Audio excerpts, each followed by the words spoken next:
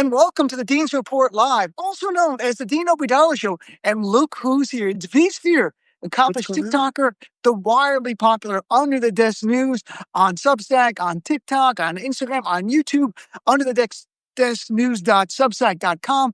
Subscribe to V Stuff. V, good to see you. Thanks for being on. Good to see you, friend. Yeah, it is a wild time out there right now.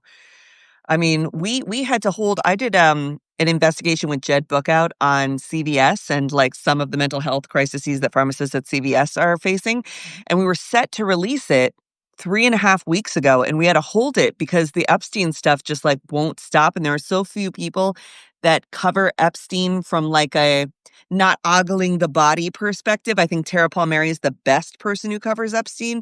I like to think we're up there in terms of like the systemic structure that enabled him, and not so much like the graphic details about what happened to those children. It's not a scandal I expected to last this long, and nor did Donald Trump. The reason Trump and Pam Bondi, well, I'm sure Pam Bondi was directed, said in March you're getting full transparency, and then in July she goes, you get nothing. No. You get not even one letter, nothing. There's a reason why, because Donald Trump thought stonewall him, it's a story for a day or two, and everybody moves on. And this didn't happen. It didn't happen like this. And I'm coming to terms intellectually why this is like like a sociology experiment. Like, why this? Why this one? So what's your take on why this is continuing? And even today, more news, more continuing. It's because he tries to hide it. Anything you try to hide, people become even more fascinated by. He could have very easily come out in the beginning and been like, look, with respect to the victims, we can't pixelate these photos enough to release them to the public, and we're putting victims first. I knew Jeffrey Epstein years ago. I cut ties with him as soon as I knew he was an abomination of a human being, and I'm sad I ever had a relationship with him ever. And honestly, we're going to do our best to, I don't know, not disband the sex trafficking department of the FBI like he did, not fire Maureen Comey, who was the Epstein lawyer that prosecuted Epstein like he did. He didn't do any of that, though. Instead, he continued to make himself look more and more and more guilty by almost like admitting to things, up to and including yesterday. He's sitting there like a little boy with his knees put together in some chair in Scotland, and he's like, well, I never had the privilege of going to the island. I was asked, though. I was asked, and I said no. I was like, you didn't get asked. You didn't get asked, which is why you didn't go. And it's because you got a big mouth and you would have told on everybody, and you're annoying and you're weird. And the island was this like special next level place where people like Stephen Hawking apparently went. And it wasn't just about the abuse that he could do here in the United States. All of the things that Donald Trump did with Epstein appear to have happened at Mar-a-Lago. It was on his turf. And then when it came to the island, that was where like the big business people go. So there was a joke that we should say Donald Trump wasn't handsome, funny, or rich enough to have gone to the island because it'll make him nuts and he'll admit to it. And I was like, but he wasn't. He wasn't. Now, that doesn't mean he didn't do disgusting, egregious things. We have 26 accounts from women who say that he sexually assaulted them. We have young girls, 13 years old, who say that he assaulted them. So being on the island does not make you better or worse. It's just part of the ecosphere of the Epstein insanity. One of the latest things this week has been where he said, well, Epstein did something inappropriate. And he should have just stopped there. But he said, it continues. I'm like, shut up, buddy. I want to talk, but if I was his lawyer and I'm a lawyer, I'd be like, shut up. So he's like, inappropriate. Then he goes, and the inappropriate is he took my employees, and no one in that room, I think, was well-versed in Epstein to know what he meant. It was Virginia Roberts, who married Nancy Giuffre. The 16-year-old spa girl. Right. She's a 16-year-old spa girl. That's instantly, I'm like, that's what it is. And we talked about it on my show, and people are like, no, I think it's an employee. I'm like, no, I'm pretty sure it was that. And not only that, he said, I told him, don't do it again. And then he did it again. And the again is such an important word that the corporate media should be asking, what was the first time and what was the again in this scenario? And today, again, he was saying, or on the plane yesterday, talking about, well, it was something with the girls in Virginia. He didn't deny knowing her name. No, he said, yes, it was her. And he knew her father. Her father worked for him at Mar-a-Lago. So there's a deeper connection there that he knew what it was. He knew exactly what happened. So that happens in 2000. In 2002, Donald Trump gives an interview in New York Magazine, says, Jeffrey Epstein, terrific guy. Terrific guy. Women, almost as much as me, especially on the younger side. Yeah. It was 2004 when Trump breaks ties with Epstein. he again happened in that time. Like 2000, this happens. He must learn about it. Says, don't do it again. Epstein does it again. And I really wish the corporate media was a little bit better. Some people today are starting to pick up on it. Like the guy admitted to knowing. And to me, and I'd love to hear your take, V. I don't know if you're going to have evidence that he actually had sex with children and raped children. I don't think he raped children. I think he knew that cutoff was 18 and he kept it at 18 in a day. But to me, I think what we're going to find out more and more, what's so upsetting at that Epstein file, and he's helping bring this more into the forefront, he knew. That's always been my point. He knew, and they're just guys. And he's like, Epstein, okay, he's having sex with kids, but, he's the master of the universe like me. He can get away with anything. He didn't stop evil. This isn't like a random crime. This is an active evil. That's in my heart what I think the Epstein file is going to paint a more vivid picture of that. What do you think? What do you think's really in there that is so troubling to him? So there's two parts to it, right? And let's remember that until 2009, really, Donald Trump was a Democrat. So this is not an attack on Republicans, because the time that we are attacking his actions, he was a registered Democrat donating to the Clintons and attending Chelsea Clinton's wedding. So this is not a Republican witch hunt, all this kind of stuff that he wants to say. Donald Trump has switched party affiliations 5 times. He does this all the time. He is loyal to no one but himself.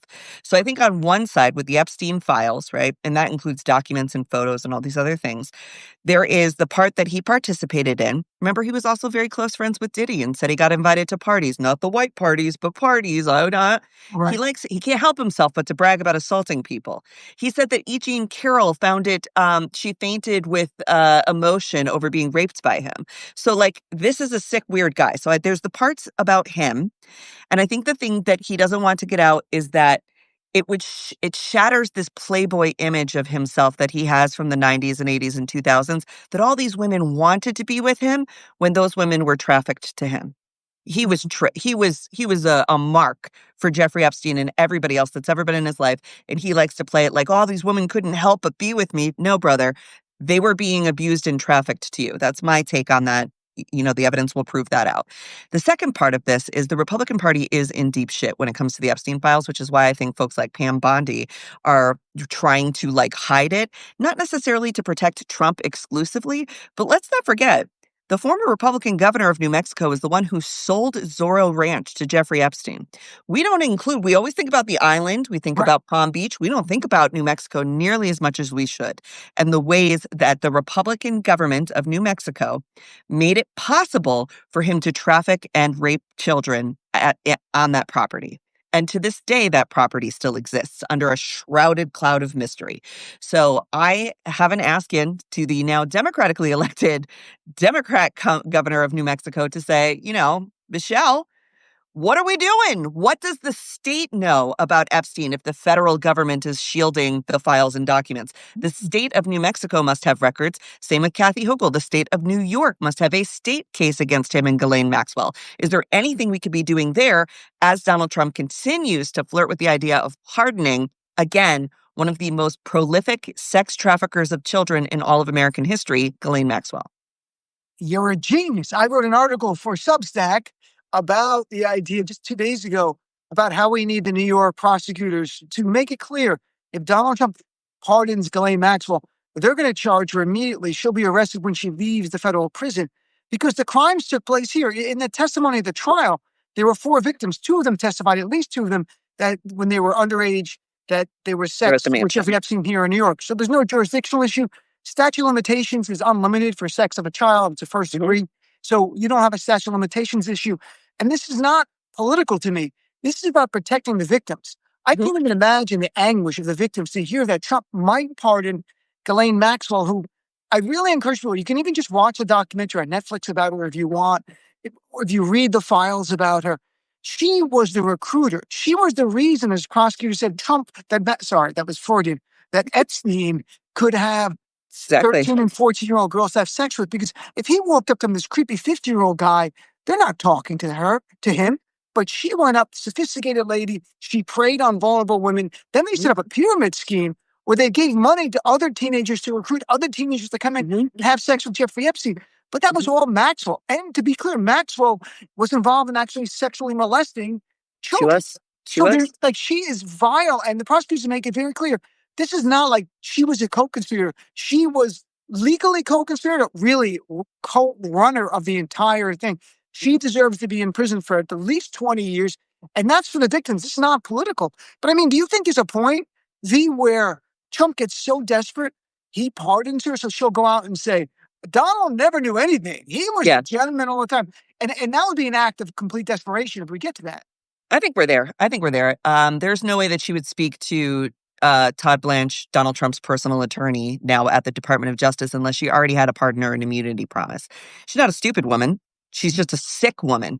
And so for her to have done this, and then they were like, well, we did give her a little immunity. Yeah, you gave her a deal. There's some deal there, period, the end. Yeah. And if you read the information that is widely available, we did a piece on Ghislaine Maxwell in particular a couple of weeks ago because folks forget that she is actually the king on the chessboard. She is the final boss of everything that happened here. She started and finished it all. And within the documents from the Maxwell case, there are victim statements that say she taught the girls how to treat Epstein. She taught them how to perform sex acts on Epstein. So that alone should keep her in prison forever. The thing about her and these files and the Trump of it all is that Howard Lutnick was Epstein's neighbor. He bought his house, his New York townhouse. It was touching Epstein's, right? Because townhouses touch. They shared an entryway, and he bought that townhouse from Epstein's brother Mark for $10. What do you got going on, brother?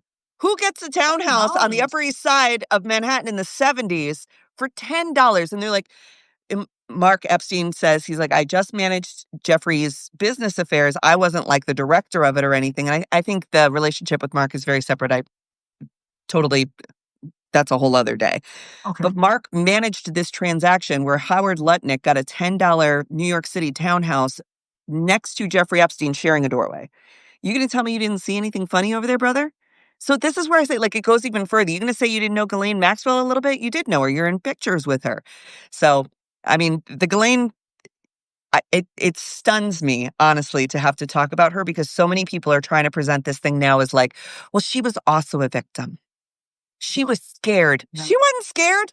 She wasn't. She stuck by him. They're like, she couldn't speak at her trial because she was scared. The man was dead for 2 years by the time that her trial started. No.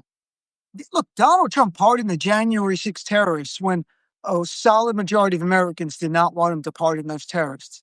Back to the pardon for a quick second. Now I remember what I wanted to say about it. Last night I spoke to Congressman Robert Garcia because he is the one from the Oversight Committee, the ranking Democrat, who said that we need to call her in and testify. And I was like, Bobby, why would we have her when we have the victim? She's a liar and a sicko. He goes, exactly. She's perjured herself before. She will perjure herself again. That is a crime. In addition, there are decades of FBI agents who are intimately familiar with these files and who have been on a gag order because it's been in process. Anything she says, not only do we have witnesses who are former FBI agents who can corroborate if those are true or not true, but we have an evidence list of everything that's in the Epstein documents and everything that's in the Maxwell documents that we can cross-check with. We got the subpoena to get those documents. So even if we can't release them to the public, they have to release them to me. And as she answers the questions, I could go, Exhibit A, that's not true. So whatever lie she promised Trump to be able to get communication of sentence or pardon or whatever the case may be will be in the public light called out, even if we never see the graphic images and disgusting blackmail Epstein kept on everyone. I hope that people just, anytime you hear them say anything of sympathy toward Ghislaine Maxwell, understand they're lying to you. Yeah. And she was a horrible, horrible individual. Evil. Jeffrey Epstein is evil incarnate, and she is a big part of that. And Donald Trump, in my heart, knew about the evil and did nothing. And that's a bigger issue. I mean, look at the sweetheart deal that George Bush's U.S. attorney, Alex Acosta, gave Jeffrey Epstein back in 2007, and it gets entered into court in 2008. And then Alex Acosta gets to become Secretary of Labor under Donald Trump. Like, he gets a promotion for doing that.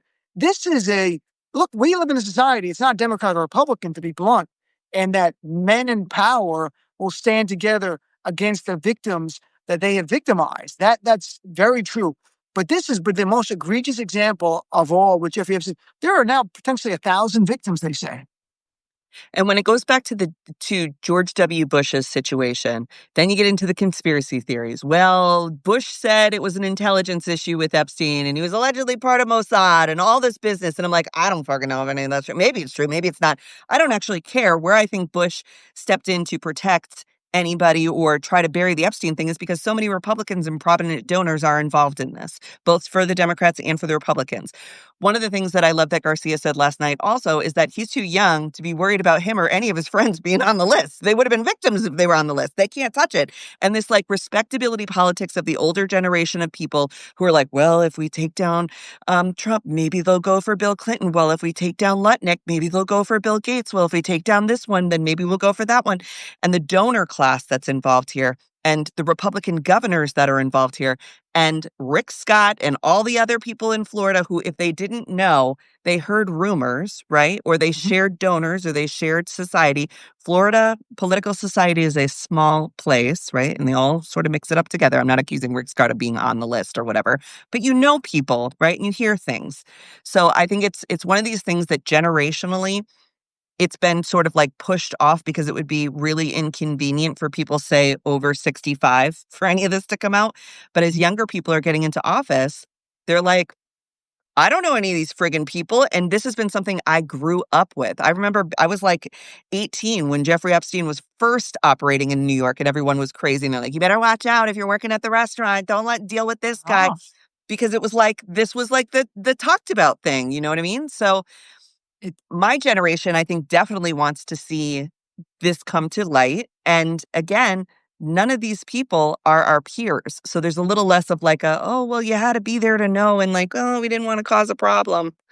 it's another article I wrote for Substack and talked about on my show was Pam Bondi was the Attorney General of Florida from 2011 to 2019. She made it zero tolerance about child abuse and child sex interstate. She did nothing to investigate She Jeffrey held up that immunity That- claim. Right. That was the choice by her to Yep. protect Jeffrey Epstein because the Republican power people involved. And now Pam Bondi is the Attorney General of the United States of America. She's always been protecting Trump. I think she was protecting Trump as AG of Florida. Donald Trump, we know she protected him over Trump University. And then she got a donation of $25,000. And then Trump had a big fundraiser for her a few months later, $3,000 a plate at Mar-a-Lago to raise tons of money for Pam Bondi. This whole thing stinks. And look, if there are Democrats involved, and if they had sex with a child, the statute of limitations is not run, they should be fully prosecuted. Period. Like, put him in jail. That's it. Put him in jail. Like, it's a very simple thing. This is not a political conversation. This is a power conversation. And you can't deny that Donald Trump wanted to be involved in these deep circles of power. Well, you got your wish, buddy. You tried to center yourself as an important man in these political and elite masculine circles. Well, now we're here, babe. We're here. And you can't say that you weren't a part of it when you spent your entire life trying to be loved by these people and desperate to. I watched that video of him with Jeffrey Epstein at that party. You know, he's wearing the pink tie. It gets played quite a bit. Yep. He is so excited to like be with Epstein. And like you would have known he was a creep by that point because you're pointing out young women in the crowd. You did that event where it was the look of the year and they had all those models come and the only people who were at the party were Epstein and Trump. Like you were trying so hard, you gross, sick loser, to be in with this guy. And now you're in with him. Now you'll be tied to him forever. There's no way to get away from it. And, you know, we know, and I wasn't sure if I knew before, but I now learned from various reporting, Trump had went to Jeffrey Epstein's house. It wasn't far from Mar-a-Lago many times. And if you see documentaries on Jeffrey Epstein, in the house, there are pictures, paintings and pictures of, I'm not going to say children, but scantily clad women, a weird massage room, and a lot of other stuff. And that, again, Donald Trump had to, another reason I believe he knew is that one of the testimonies in Maxwell's trial is that the woman, she's now a woman, she was 14 at the time, and Jeffrey Epstein wrote her to Mar-a-Lago to introduce her to Donald Trump in the mid-90s, like she was his date. If you bring a 14-year-old who's a pretty 14-year-old to Mar-a-Lago to meet Donald Trump knew exactly what was going on. I have every belief. And again, that's the mid-1990s. This is in the heart of the child sex ring. And Donald Trump didn't care. He didn't care because he cares about nothing but himself. He's not in power in that regard. I mean, that's the same guy. He wasn't going to be the whistleblower on any of this, certainly. I mean, and the way he treated his daughter, she was bait for a lot of other young girls who were like around him. When they asked her, because now videos of Ivanka when she was first trying to be like an influencer or a celebrity, she was young, but I think over 8 and old enough. And they said, "How do you feel about your dad saying he goes backstage at these modeling things and like the girls are changing?" And she's like, "Yeah, he's always been like that. I don't know what you want me to say." And it's like, now, I'm not also alleging that he abused his daughter. I think she knew he was a creep because he was a creep. You know, how many times did he cheat on Ivana? How many times did he cheat on Marla Maples? How many times? We haven't even gotten to them bringing in Melania. And there is something that we came across it, and I talked about it once, but I need to get the video from it. Back in 2000, there was an attempt to try Donald Trump for president. What would they need to do to cast him as a presidential character to try and like, at Mhm. that time, it was really like to try and like raise his profile, right? It was like this or The Apprentice. And they cast Melania essentially as the first lady. They weren't together yet. They were just had met. And they were doing like a practice rally. And there's video footage of this because I've had the stills and the reporting. But, like, I need to see that video of them crowd testing Trump as a presidential candidate, and it all comes back to Russia and different people who would love to have a puppet president. And the thing that I think bugs him about Russia and why he flips out about that so much also is because, again, it questions the fact that he's earned this place. He thinks, "I'm president because I'm so smart and charming and better than everyone." And it's like, no, you're not, babe.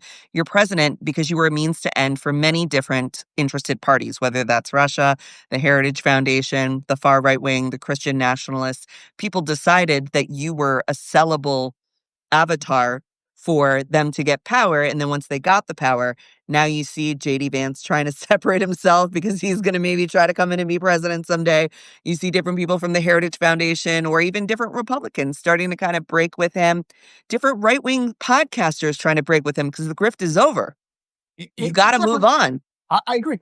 And last thing, look, I'm very critical of corporate media, and I don't. And independent media is the only way to get the real story, to be really blunt. But I will say, because I don't hate corporate media, I want it to be better. That Yeah. in some of their coverage of Epstein is different than the other. They've stayed on the story and they've not changed the shiny objects that Trump has been talking about. Yeah. And I don't understand why that is either, because generally, if Trump said Obama for treason, that would be the whole story. Or Beyonce, like he posted, yeah, Like, no, they Beyonce, they stick paid it to it. Beyonce $11 million, and there'd be panel after panel on cable news. Did they pay Beyonce 11 million? Was it Bitcoin? Was it cash? Did they give her a bag of money? That kind of stuff, right? They've really kind of stayed on it. And I don't know if it's because the nature of the story, it's like an old fashioned journalism story where they really are uncovering something Mhm. that someone's trying to keep hidden. And maybe that's different because Trump usually is scandals around the open. And this one really is like the Watergate type of thing where you're learning new things all the time. There are a lot of interested parties right now, I'm sure, that need a sacrifice, right? So if they get Trump, then maybe people will move on before they really look at Larry Summer, before they really look at Bill Clinton, before they really look at XYZ people we don't even know the name of because they were just hedge fund guys who aren't public figures. So I think Trump deserves it, but I think there is a level of like, if we stay on this and if we do get justice in the form of like, whether it's death by humiliation for Trump and other people, or whether it's, like, I really do think it's death by humiliation for Trump. I think that serves the most people, and that's why we see the slow drip. And I think he lost Murdoch when he started calling Fox News fake news, and he started to be like a little too big for his britches with who pays his bills and who feeds him, right? Right. So when he started to sort of diss on them, I think Murdoch has now obviously changed his path and had JD Vance for a secret meeting in Montana. There's more to it. They don't need Trump for anything. He's a sick, sad, weird old man with probably congenital heart failure if I had to judge looking at those ankles, right? Doesn't look good. Just not a medical opinion, just my opinion as a person who has seen some stuff in my Dr. life and V, did a lot of Googling and asking Dr. V will doctors. see you now. They were like, that ain't no varicose vein, my boy. That is a That's congestive heart failure sign. So what are you going to do? You don't need him anymore. So you could use him in so many ways to wrap up so many loose ends for themselves. so. And last thing, V. I mean, there'll be a point with every president, their second term, they become lame dunk, and I'm sure Yep. no president likes that.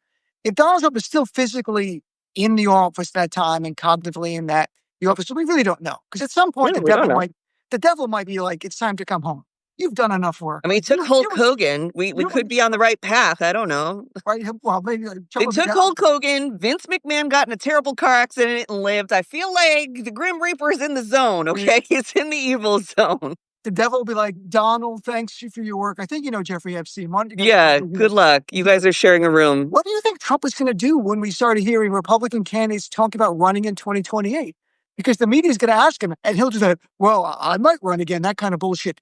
But there's a point where he's going to either have to accept it or really just like the Constitution means nothing. I don't care what the 22nd Amendment says, I'm running again. Like, I'm not sure how it's going to go. I just don't see him accepting the fact that he truly is a lame duck, which traditionally is more like after the midterm of next year. That's tradition, but I'm not sure with this guy. It could come sooner.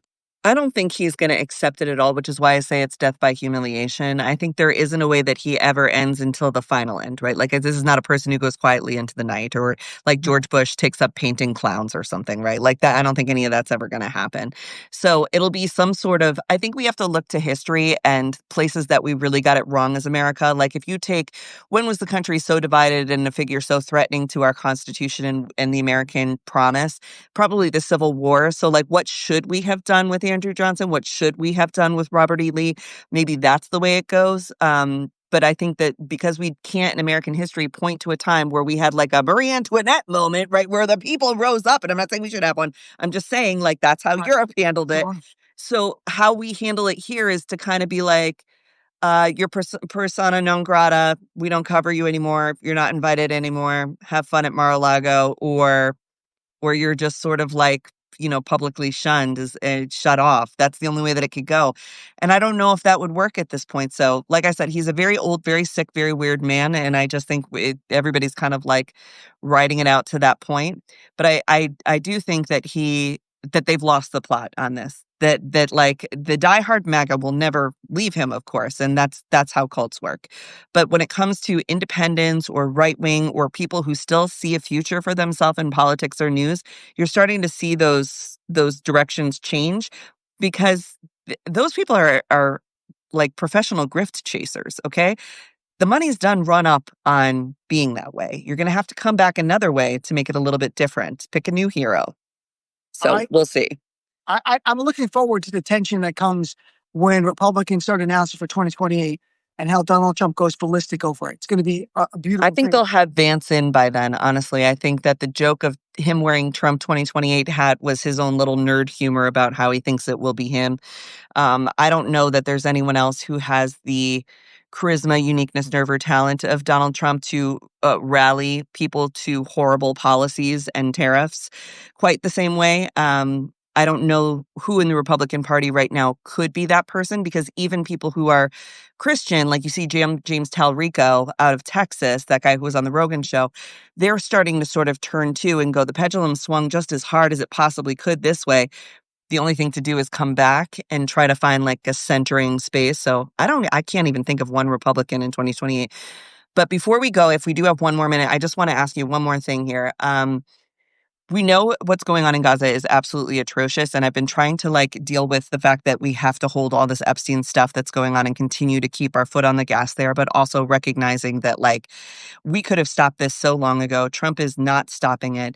And now, as of today, 5 days after the most recent flotilla tried to make it to Gaza, Chris Smalls, who's the labor organizer who unified and unionized Terminal 5 Amazon factory in Staten Island, is the only one still imprisoned of the 21 right now.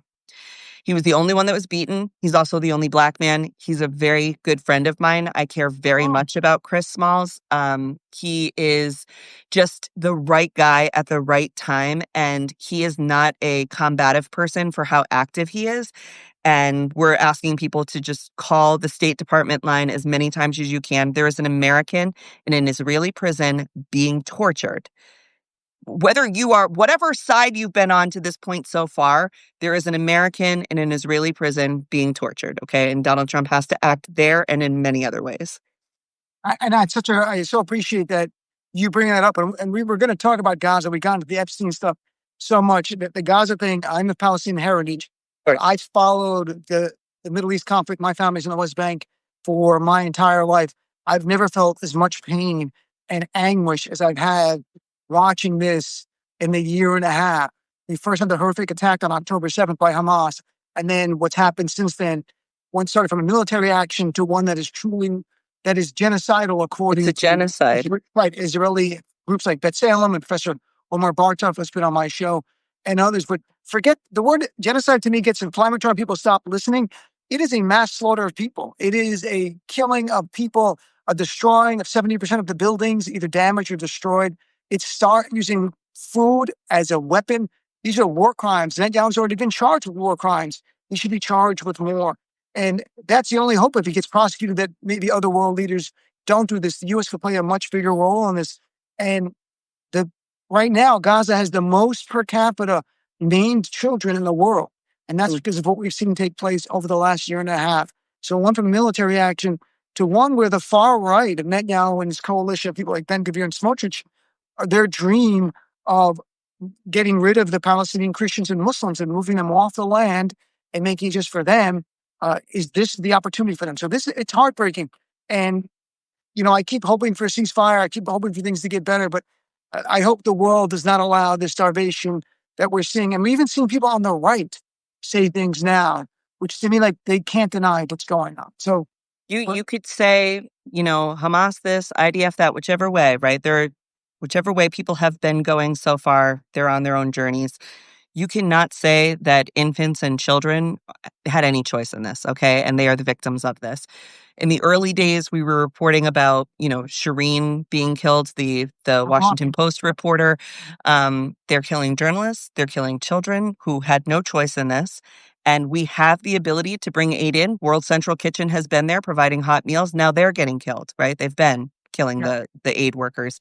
And now there is an American citizen in an Israeli prison being tortured.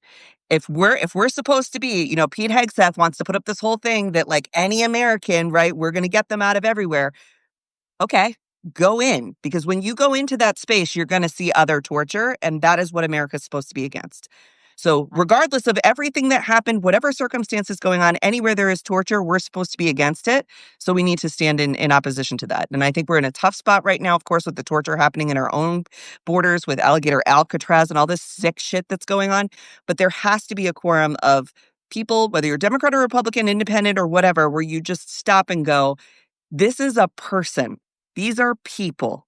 These are little children. If you don't care about adults, they put themselves in a bad spot. Whatever evil is in your heart, these are little children and infants. And they are shooting people trying to bring in formula. Like, you cannot be silent about that if you haven't found it to now or really understood it to now. You don't have to understand it. Would you take formula from an infant? No. Okay. We're together now. Period. That's a great point, V. Well, V, it was great chatting with you as always. And of course, sign up for V Substack if you haven't already done that. That's always good. Follow V on massive following. We're everywhere. We're on YouTube now. Yeah, we do it all. Everything. All right, my friend. Very nice Thank seeing you. Thanks Dean. so much. Thanks for everybody tuning in. It was great seeing everyone. I saw their comments. Thanks, everyone. And call the State Department. Right? Call the State Department, Christian Small. Get them out. All right, thanks, guys. Bye. Bye-bye.